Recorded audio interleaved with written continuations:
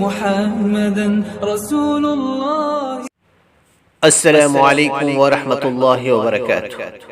اعوذ باللہ من الشیطان الرجیم. بسم اللہ الرحمن الرحیم. الحمد للہ رب العالمین والصلاة والسلام علی رسول اللہ وعلی آلہ وصحبہ اجمعین. رب اشرح لی صدری ویسر لی امری واحلل عقدۃ من لسانی یفقہوا قولی. سورہ بقرہ آیت نمبر 3.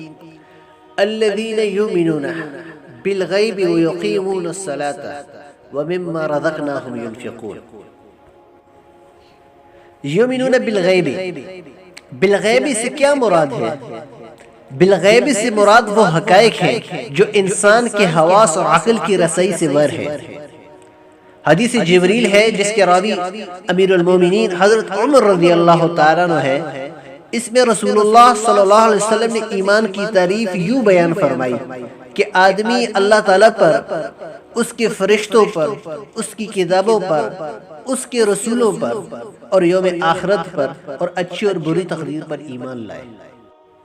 یہ سب چیزیں غیب میں شامل ہیں کیونکہ انہیں دیکھے بغیر ان پر ایمان رکھا جاتا ہے. قرآن کی ہدایت سے فیضیاب ہونے والے وہی متقی لوگ ہیں جو اللہ اور رسول اللہ صلی اللہ علیہ وسلم کے بیان پر اعتبار کرتے ہوئے غیب پر ایمان رکھتے ہیں. اپنے مشاہدے یا اپنی عقل سے معلوم ہونے کا مطالبہ ہی نہیں کرتے. غیب کے منکروں کو قرآن سے کچھ حاصل نہیں، جیسے کہ اندھے کو چراغ کا فائدہ نہیں. اسی آیت کا دوسرا حصہ ہے وَيُقِيمُونَ الصَّلَاةَ.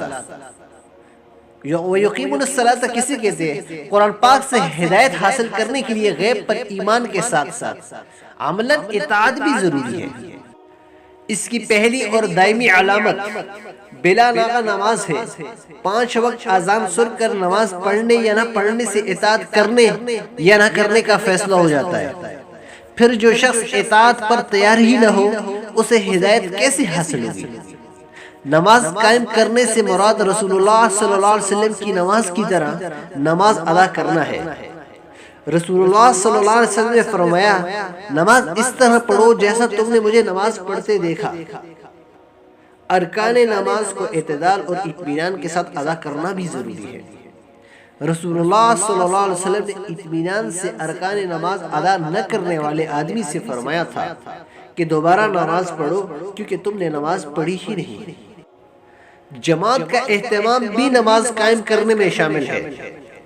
رسول اللہ صلی اللہ علیہ وسلم نے فرمایا کوئی 3 آدمی نہیں جو کسی بستی میں یا بادیہ میں ہو جن میں نماز نہ قائم کی جاتی ہو مگر شیطان ان پر غالب آ چکا ہوتا ہے. رسول اللہ صلی اللہ علیہ وسلم نے فرمایا صف درست کرو. بلا شبہ صف درست کرنا بھی اقامت الصلاۃ کا حصہ ہے. اس لیے صحابہ کرام رضوان اللہ اجمعین نماز میں کندھے سے کندھا اور قدم سے قدم خوب اچھی طرح ملاتے تھے. انس رضی اللہ تعالیٰ عنہ فرماتے ہیں کہ جب نبی صلی اللہ علیہ وسلم ہمیں صف درست کرنے کا حکم دیتے تو ہم اس طرح کھڑے ہوتے تھے کہ ہر نمازی اپنے پاؤں اور کندھا ساتھ والے کے پاؤں اور کندھے کے ساتھ چپکا دیتا تھا. اس آیت کا تیسرا حصہ ہے وَمِمَّا رَزَقْنَاهُمْ يُنْفِقُونَ. جو کچھ ہم نے انہیں دیا اس سے مراد ہر نعمت ہے. یعنی جیسے کہ ہم لوگ اکثر یہ کہا کرتے ہیں یا یہ سنا کرتے ہیں کہ اللہ تعالیٰ نے ہمیں جو دیا ہم اس میں سمجھتے ہیں کہ صرف مال ہی ہے، کہ ہم نے مال میں سے صدقہ کرنا ہے، خیرات کرنی ہے، زکوٰۃ ادا کرنی ہے. لیکن اللہ رب العزت اس آیت میں یہ بتلا رہے ہیں وَمِمَّا رَزَقْنَاهُمْ يُنْفِقُونَ کے اندر خالی مال ہی شامل نہیں ہے بلکہ اولاد بھی ہے، علم و عقل، قوت و صحت، عزت و وقار وغیرہ وغیرہ. یہ سب چیزیں نعمت کے اندر شامل ہیں. ہر نعمت میں سے کچھ نہ کچھ خرچ کرتے ہیں. یعنی اللہ تعالیٰ نے جو ہمیں نعمتیں دی ہے اس نعمتوں کے اندر اللہ رب العزت نے ہم سے ساری نعمت مانگنے کا مطالبہ نہیں کیا کہ تم اللہ کی راہ میں ساری کی ساری نعمت اٹھا کے خرچ کر دو، بلکہ ہر نعمت میں سے کچھ نہ کچھ خرچ کرو.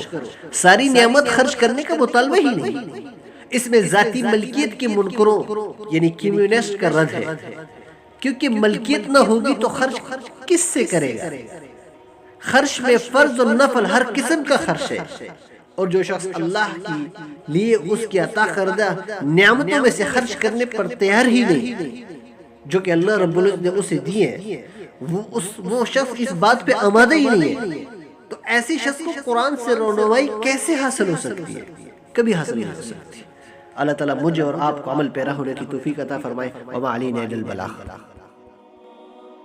الله ربي والإسلام